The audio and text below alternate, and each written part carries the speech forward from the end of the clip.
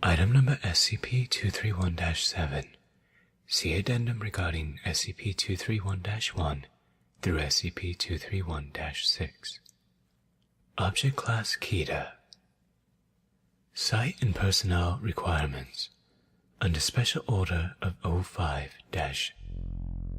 The following addendum is attached to the beginning of the file for SCP-231-7. All personnel assigned to SCP-231-7 must rotate out for 1 month of psychological counseling after 2 months on site. SCP-231-7 is to be kept at an undisclosed location. All personnel assigned to SCP-231 will be transported there blindfolded from Site-19 by a route including no fewer than 7 different forms of transportation, including, but not limited to, aircraft, automobile, underground tunnel, and removal of the blindfold during the transport process is grounds for immediate termination. Personnel assigned to SCP-231-7 must undergo heavy psychological testing before being cleared to enter the site. Individuals must score at least 72 points on the Milgram Obedience Examination, be unmarried, have no offspring, and express nothing less than total loyalty to the Foundation. Normal psychological screening procedures against access to disorders are waived, so long as the Class D personnel in question has the mental capacity to carry out Procedure 110 Montauk as needed. Personnel who express sympathy towards SCP-231-7's plight and or express a desire to rescue or sympathize towards SCP-231-7 will be transferred to another project without delay. Any actual rescue attempts will be met with immediate termination. Personnel who have served on the staff of SCP-231-7's containment team are not required to divulge that information to others. No official record shall be kept of the names of any staff assigned to SCP-231-7, nor will said service appear in the personnel files of said staff.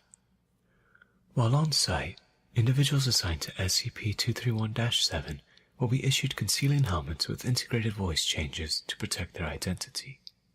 On-site staff are not to remove said uniforms in the presence of other staff members.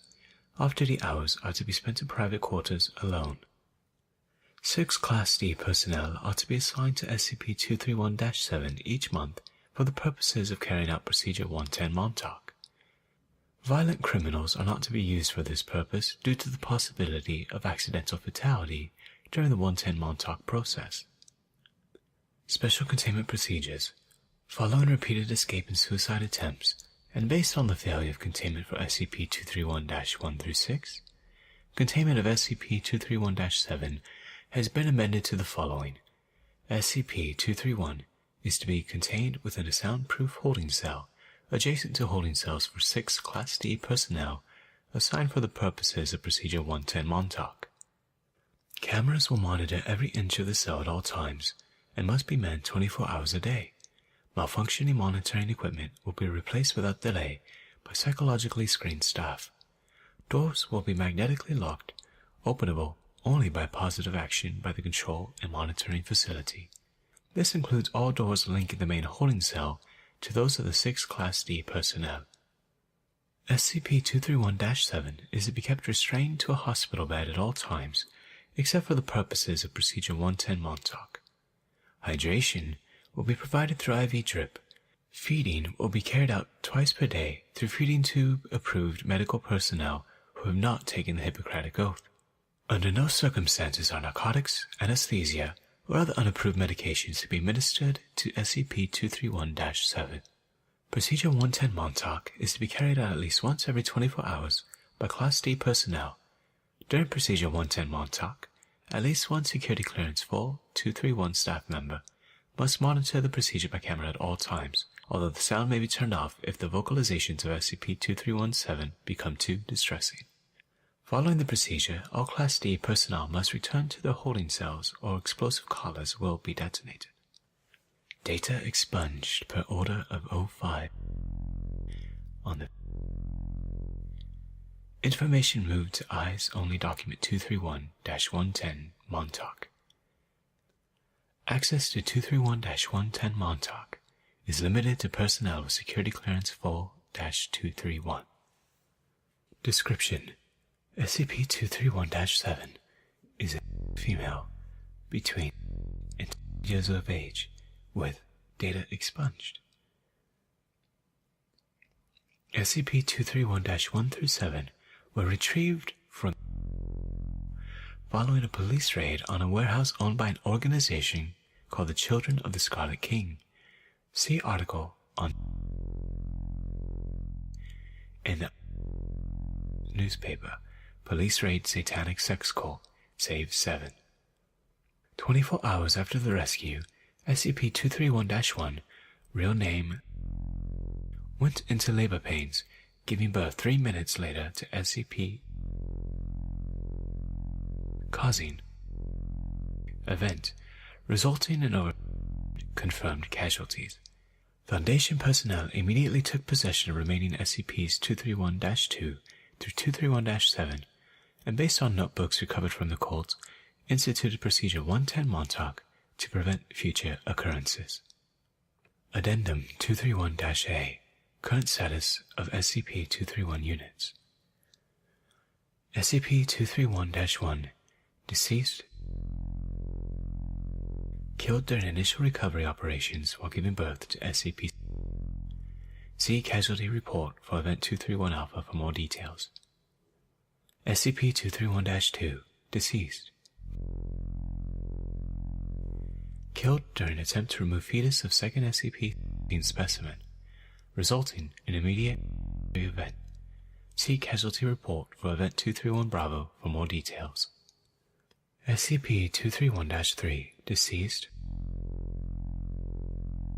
Self-terminated following prolonged period of distress caused by implementation of Procedure 110 Montauk. SCP immediately underwent event. See Casualty Report for Event 231 Charlie for more details. SCP-231-4. Deceased. Attempted to administer SCP-500. Although successful in that all traces of SCP were expelled from the system, expelled remains immediately underwent a big event, causing numerous casualties, including SCP-231-4 herself. See Casualty Report for Event 231 Delta for more details. SCP-231-5. Deceased.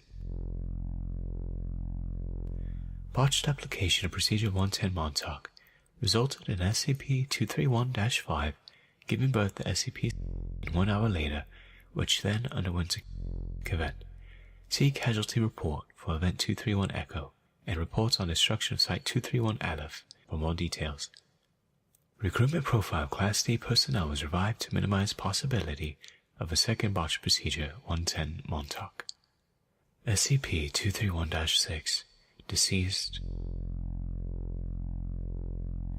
Killed during escape attempt, aided and abetted by agent who had been exhibiting heightened stress levels due to prolonged exposure to SCP-231, obtained possession of SCP redacted, and attempted to use said weapon to rescue SCP-231-6 and SCP-231-7. Agent was killed in the resulting firefight, but a stray round resulted in the termination of SCP-231-6 as well. Fetus of SCP-231-6's SCP then underwent a big event. In the wake of this incident, O5-level personnel voted by unanimous decision to amend personnel policies. See Casualty Report for Event 231 Foxtrot for more details. SCP-231-7. As of SCP-231-7 is successfully contained at Site Addendum 231-B. Text of missive by O5. Dear friends, it has come to my attention recently that certain rumors have surfaced regarding SCP-231. Due to the drop in staff morale, I have decided to address some of the more prevalent points. Yes, Procedure 110 Montauk is as horrible as you have heard, which is why only Class D personnel are authorized to carry it out. Yes, it does involve brutal redacted. No, assignment to SCP-231 is not intended to test your loyalty to the Foundation, your tendencies towards, or anything else. No, SCP-231 is not a punishment detail. Yes, there are staff members who have been on SCP-231 and have successfully transferred out by their own request. No, not everyone who's worked on SCP-231 is terminated upon leaving the project. Yes, staff members who have been assigned to SCP-231 are allowed to take a Class A amnesiac before leaving the project if so desired. Yes, false memories are then implanted. No, none of the supported methods for recovering or detecting false memories work. Yes, there are some of you who've worked on SCP-231 and don't remember it. No, we have not given up trying to save SCP-231-7, but research in that field must be carried out with the utmost of caution, based on the increased potency of each subsequent event associated with each subsequent SCP specimen. There is a strong possibility that SCP-231-7's event could result in an XK-class end-of-the-world scenario. This information is corroborated in notebooks recovered from the cultists. See document 7 Brides, 7 Seals, SCP-231 Adjunct B. No, putting the poor girl out of her misery is not an option. Neither is drugging her. She has to be aware of what is going on for 110 Montauk to work. One final note. The Foundation does many distasteful things in the completion of our mission, but our mission is important enough that the price is one we must pay. Containment of SCP-231 is one of our most dangerous duties, not because of any direct danger to ourselves, like SCP-682, but because of the danger that our resolve will fail, and that we will allow ourselves to either let down a god due to sympathy or the suffering of an innocent, or that we will allow ourselves to become monsters through the performance of monstrous acts. Just do your jobs, and save the philosophizing for the shrink. Sincerely, O5. Don't believe when they say they're trying to save her. Why would they bother? They've got exactly what they want, exactly why they want it.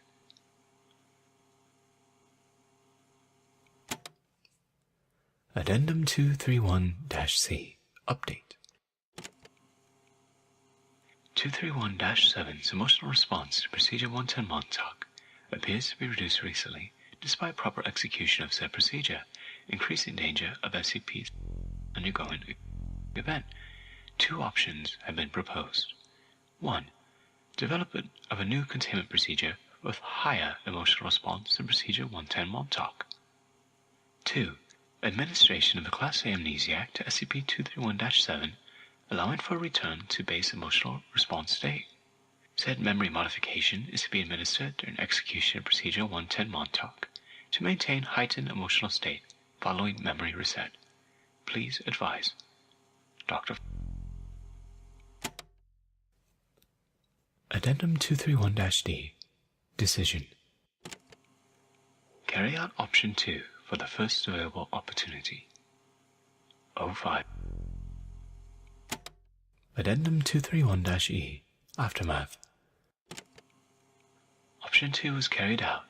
SCP-231-7's emotional state returned to 100% efficacy. Dr. subsequently committed suicide due to heightened emotional stress. Will continue analysis of efficacy of treatment. Dr. Addendum 231-F. Continued analysis of efficacy of treatment. After some analysis, I have determined that it is not necessary to perform memory modification every time Procedure 110 Montauk is carried out. In fact, it is better to delay for some time before re-administering the agent. Analysis of Subject 231-7's emotional response indicates that efficacy of Procedure 110 Montauk seems to peak between the 3rd and 4th performance of the procedure. The dread of anticipation of events seems to heighten emotional response for a time, before familiarity with the procedure begins to lessen the efficacy of treatment. My recommendation is that Class A amnesiacs be administered once a week during Procedure 110 Montauk. The calendar has been modified accordingly. Dr.